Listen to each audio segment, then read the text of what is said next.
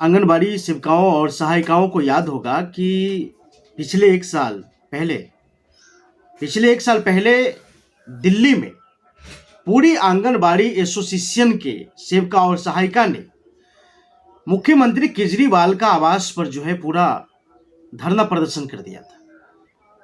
पूरी आवास के चारों तरफ जो है धरना प्रदर्शन था दिल्ली के मुख्यमंत्री केजरीवाल के आवास पर। और उनका कहना था कि केजरीवाल जब दिल्ली से बाहर जाते हैं तो महिलाओं के ऊपर लेक्चर देते हैं कि हमने आंगनबाड़ी को जो है वेतन को बढ़ा दिया है। उसके बाद वहां की जो व्यवस्था बदली, कुछ हद तक जो है सही हो गया, लेकिन बिहार का जो व्यवस्था है वो बदल क्यों नहीं रहा है, इस पर हमने आपके कई बार जो है मैंने कहा कि व्यवस्था कैसे बदलेगा, हमारी सरकार जो है बिहार के वो कैसे मांग को पूरा करेगा। पिछले एपिसोड में भी आपको बताया है कि आप चाहें तो वही कर सकते हैं। जिस प्रकार से आपने पटना विधानसभा के आसपास जो आप लोगों ने धरना प्रदर्शन किया और उसके एवज में जो है आपको लाठी खानी पड़ी या फिर पानी की बौछारें सहना पड़ा। अगर आप जिस तरीके से पटना में जो है विधानसभा के बगल में आप लोगों ने धरना प्रदर्शन किया, उसी प्रकार से आप जो है मुख्यमंत्री नीतीश कुमार या तेजस्वी यादव के आवास पर जो है आप धरना प्रदर्शन करती। जिस प्रकार से दिल्ली में आंगनबाड़ी एसोसिएशन ने केजरीवाल के आवास पर जाकर के धरना प्रदर्शन किया, आप किसी के ऑफिस पर जाकर के धरना प्रदर्शन कीजिए वो, या किसी के आवास पर जाकर के धरना प्रदर्शन कीजिए, दोनों में फर्क होता है। आप किसी के कार्यालय में चले जाइए या फिर उसके घर पे जाइए, ये दोनों में जो है फर्क पड़ता है। और कोई भी व्यक्ति ऐसा नहीं सोचता है कि उसके घर पे किसी भी प्रकार का शोर शराबा और हंगामा हो। इससे बचने के लिए वो मजबूर हो जाता है। और मजबूर क्या होता है? देश की सरकार अगर मजबूर होने लगे आम जनता से, तो फिर वो सरकार ही कैसी?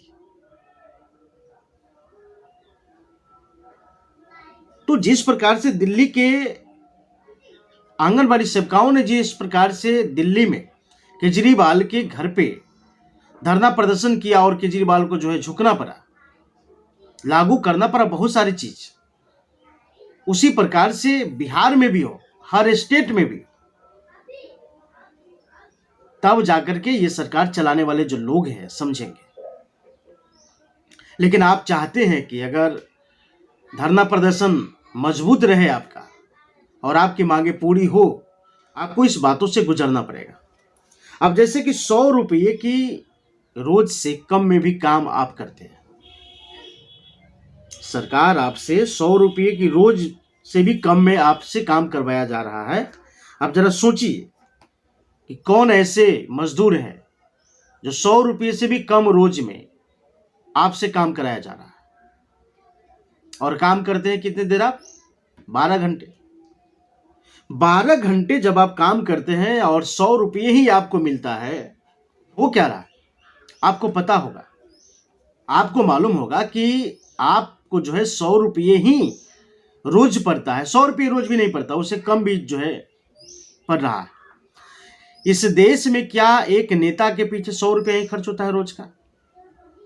अब जरा सोच करके देख लीजिए कि चाहे भारत के किसी भी नेता के पीछे आप देख लीजिए, क्या 100 रुपये के रोज ही खर्चा होता है?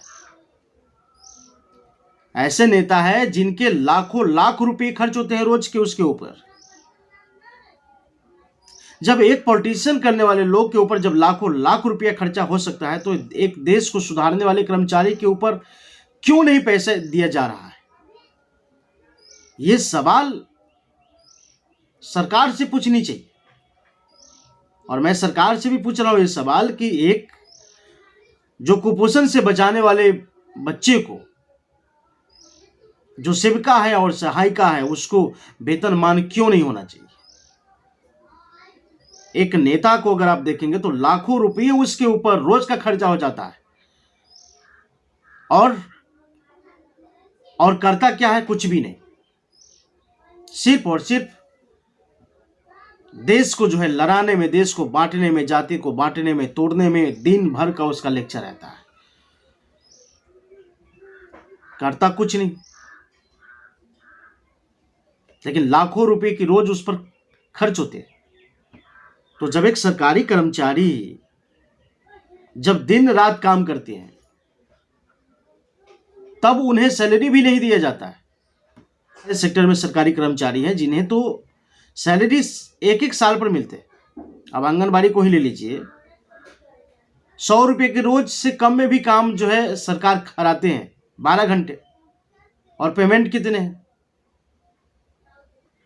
पेमेंट भी बहुत कम है। और दूसरी बात है कि उन्हें पेमेंट मिलता भी जो है 6-6 महीने पर। बताइए, आज अगर मजदूर आप मांग रहे हैं सरकार से तो आपकी मजदूर नहीं दी जा रही, मतलब होगा क्या? ये समझना बहुत बड़ी जरूरत है। चुनाव है, जब भी चुनाव आता है तो आपके सामने में लाखों रुपये खर्च करते हैं सरकार। ये लाखों रुपये उनके पास आते कहां से?